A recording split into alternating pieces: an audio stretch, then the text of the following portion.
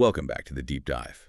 And if you feel like the news cycle has been, well, just relentless lately, you are not wrong. We've been digging through a pretty heavy stack of sources on global events from mid-December 2025. And what's emerging is a picture of a world under some really immense pressure.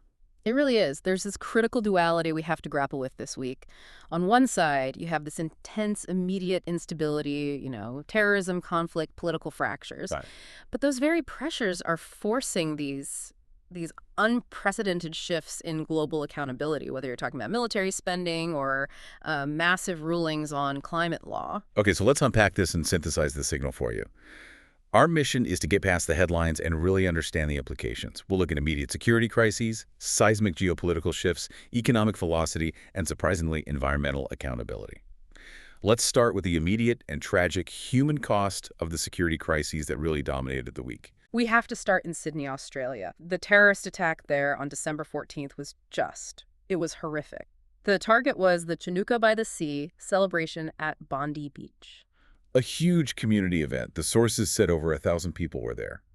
And 2 gunmen just opened fire. We're seeing confirmations of at least 15 people killed. Including the highly respected Rabbi Eli Schlanger, and more than 40 others were injured. 2 police officers among them. And the details about the attackers are just chilling. The sources indicate one gunman, a 50-year-old, was killed by police, but his son, who's only 24, was apprehended at the scene.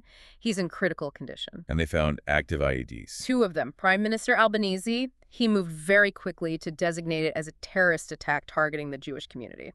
No ambiguity there. But even in that horror, you see the best of humanity. Yeah. We have to mention the incredible heroism of Ahmed al-Ahmed. Yes, a witness who was shot himself. While actively disarming one of the gunmen. It's an unbelievable act of courage. It really is. It just underscores this painful reality that non-state terror can strike anywhere. Exactly. And while that kind of terror strikes fast, the long, grinding counter-terror campaigns also took a toll this week. In Syria, right? Yes. An ISIS attack near Palmyra on December 13th. 2 U.S. Army soldiers from Iowa were killed, along with a civilian interpreter. They were at a key leader meeting. And that's deeply significant for the U.S. presence there. These were the first American military deaths in Syria since the fall of Bashar al-Assad about a year ago. It's a painful reminder that even when the headlines move on, the mission isn't over. Not at all. No. There are still about 1,000 U.S. troops there, and President Trump has already vowed serious retribution. Now let's shift gears a bit. From these targeted attacks to a humanitarian disaster on just a catastrophic scale. I'm talking about Sudan. The conflict between the SAF, the Sudanese armed forces, and the RSF paramilitary. It's been officially labeled the worst humanitarian crisis of 2025. That's a staggering statement. What does that actually mean on the ground? It means widespread, devastating famine and millions, literally millions of people displaced. The Kordofan region is now a critical battleground. This isn't just a local problem, it's destabilizing the whole region. Which leads directly to the reaction from its neighbors, particularly Egypt. And this is where the source material gets fascinating. Egypt just took its strongest position yet. On December 17th and 18th, Cairo issued a stern warning, establishing clear red lines. Red lines on what exactly? On the breakup of Sudan. They stated explicitly they will not tolerate a partition of the country. So why is this so existential for Egypt? Well, think about it. If Sudan fragments, you get immense instability on their southern border. And crucially, it threatens the shared resources of the Nile River basin. So, to back up the warning. They cited their full right to use measures guaranteed by international law and, this is key, a joint defense pact with Sudan. It's an unambiguous signal. If this conflict threatens the Sudanese state itself, Cairo is prepared to intervene. The speed and range of these crises is hard to process. And while Egypt is drawing a hard line in Sudan, we saw another geopolitical piece move in the DR Congo. That's right. The situation there just spiraled.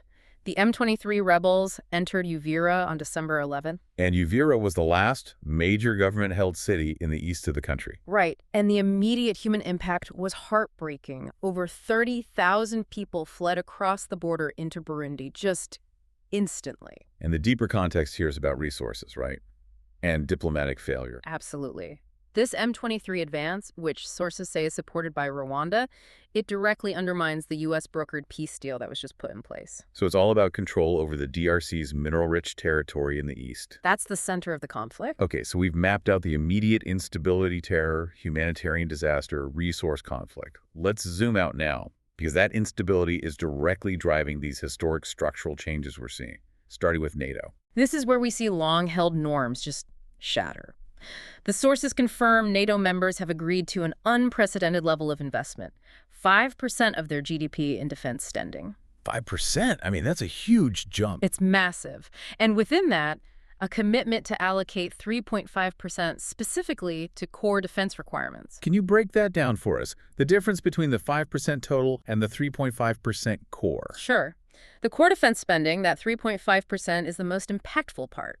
That's the money for actual war-fighting capability, buying new weapons, training, R&D, operational readiness. So the rest of the 5% would include things like pensions and maintenance. Exactly. But the 3.5 shows a serious commitment to modernizing the force. This is the end of the post-Cold War peace dividend era for Europe. And Germany is really the poster child for this whole shift. Absolutely. Germany has committed over 108 billion euros for 2026. 108 billion. And Chancellor Merz has pledged to hit that full 3.5% core defense requirement by 2029. This is monumental for Germany. But wait, how does he even fund that? I mean, 108 billion euros has to come from somewhere. That's a huge internal political battle. That is the central challenge. The money has to come from either borrowing, which goes against German fiscal conservatism, or cuts to social programs. Right. It's a massive political gamble. But Merz is basing it on urgent necessity. He explicitly said Europe must do much more and become more independent from the U.S. And this isn't just a hypothetical fear. Not at all. This follows the launch of Operation Eastern Sentry, which was a direct response to repeated Russian airspace incursions. The threat perception is real, and it's escalating. Okay, shifting to Ukraine. While NATO is mobilizing for defense, there are some surprisingly optimistic reports coming out of the peace talks in Berlin. Indeed. U.S. officials reported resolving about 90% of the contentious issues between Russia and Ukraine. 90%. That suggests the basic framework is largely agreed upon. It does. So what does that framework actually look like? What's fascinating is the security architecture. They're discussing Article 5 like security guarantees for Ukraine from a coalition of allies. And maybe the most novel idea is a demilitarized zone that would be turned into a free economic zone. To incentivize reconstruction and stability. Exactly. And get this, Russia has even indicated it's open to Ukraine joining the European Union as part of the deal. That feels like a huge concession, an almost complete diplomatic win for Ukraine. So what's the final hurdle? What's the sticking point? As it so often is, territory. Of course. The U.S. relayed Russian demands for Ukraine to relinquish significant portions of the Donbas region. That demand remains the primary point of contention. So President Zelensky is expected to present his final plans to Russia soon, but that territorial dispute is the last highest wall. It is. These geopolitical shifts aren't just about alliances and wars. They're happening inside countries, too, fueled by political polarization. Our sources highlighted a really sharp political shift in Chile's presidential runoff. A very sharp and telling rightward turn for Latin America. The far-right candidate, Jose Antonio Kast, defeated the center-left candidate on December 14th. And this isn't an isolated event. It's another data point showing how public concern over crime, migration, and the economy is reshaping politics across the region. And Kast has a controversial past, right? Praising Chile's former military dictatorship. He does. It feels like another example of this global backlash against traditional governance models. And you see that volatility in Asia, too, just manifesting differently. Absolutely. In Bangladesh, we're seeing escalating political violence ahead of their elections in February 2026. There was even a death sentence in absentia for the former Prime Minister Sheikh Hasina. The political environment there is intensely fraught. And in the Philippines, you have ongoing anti-corruption protests. Vice President Sara Duterte is openly suggesting she's ready to take over if President Marcos steps down. The common thread, whether it's Chile, Bangladesh, or the Philippines, is this breakdown of trust in existing institutions. And we can't ignore the U.S. domestic security context this week. The tragic shooting at Brown University on December 14th. 2 deaths, 9 injuries. It just highlights the ongoing concerns over gun violence and campus security adding yet another layer of instability to the week. All right, let's follow the money now as we move into part 3. The global economic picture had its own surprises, and then there's this monumental step in environmental law.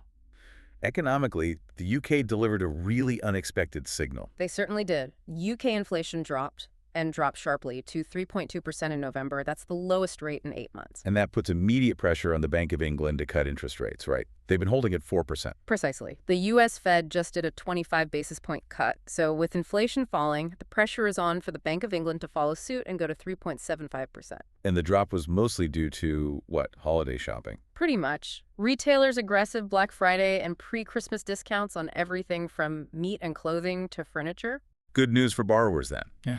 But connecting this economic velocity to the environment, it's a jarring contrast. We saw huge climate progress in 2025, but the cost of the damage is still just dwarfing it. Think of it this way. If climate progress is a car, we're accelerating faster than ever. We hit historic milestones this year. Renewable energy officially surpassed coal globally. That's a huge one. Massive. Investment in clean energy topped $2 trillion, more than double fossil fuels. 43 countries have now completely decoupled their economic growth from emissions. So that's real measurable success, but you're saying we're still losing the race. Spectacularly. That's the paradox. The UN Environment Program warns that food and fossil fuel production cause about $5 billion in environmental damage. $5 billion. Every hour. Hourly. It's an incomprehensible number. How do you even begin to force accountability for that? And that brings us to the biggest legal shift of the week. The International Court of Justice ruling. The ICJ. This ruling is a potential game changer. It takes climate impact out of the realm of just political negotiation and anchors it firmly in international law. Okay, so what does the ruling specifically allow countries to do? It enables countries to take legal action against other nations specifically for damages caused by their greenhouse gas emissions. Historically, states had immense immunity from these kinds of claims. This creates new legal avenues for accountability, for compensation, maybe even reparations. So long-term, high-volume polluters now have to reckon with a legal precedent that could completely reshape international diplomacy. That's the potential impact. It fundamentally changes the risk calculation for every industrialized nation. All right, let's wrap up with a quick snapshot of tech, health, and innovation. And in space, one company's dominance is it's unmatched. That would be SpaceX. They set a stunning new record. 165 orbital launches in 2025. 165. Yeah. Completely surpassing China. And it's not just the volume.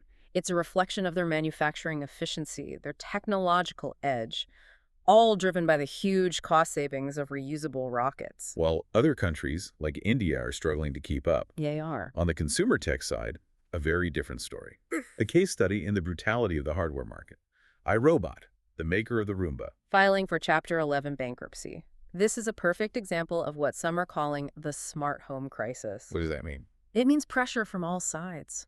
Rising component costs, brutal competition, and most importantly, the consumer expectation that smart now has to mean AI native. A deeply integrated experience. Exactly. And traditional hardware players built on older models like iRobot are just getting squeezed out of the market. And finally, in health, the focus remains on the immense challenge of dementia. Right, particularly for aging populations in Asia. The big international conference in Seoul highlighted critical research updates.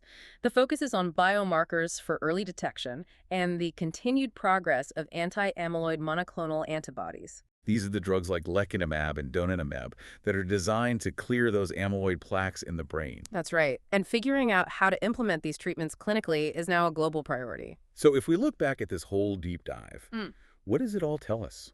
We started with the immediate pressures of intense instability, terror in Australia, the humanitarian crisis in Sudan, geopolitical turmoil in the DRC. And yet at the same time, we're seeing institutional change accelerating at a speed we haven't seen in decades.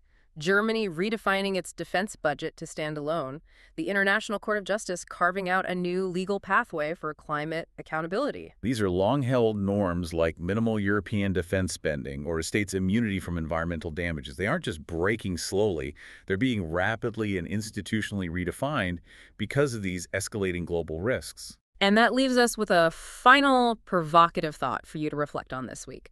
It's the concept of accountability itself. We've seen this new, intense focus on holding nations and actors accountable, whether it's the ICJ ruling, massive NATO commitments, or President Trump's vow of retribution against ISIS. So here's the question.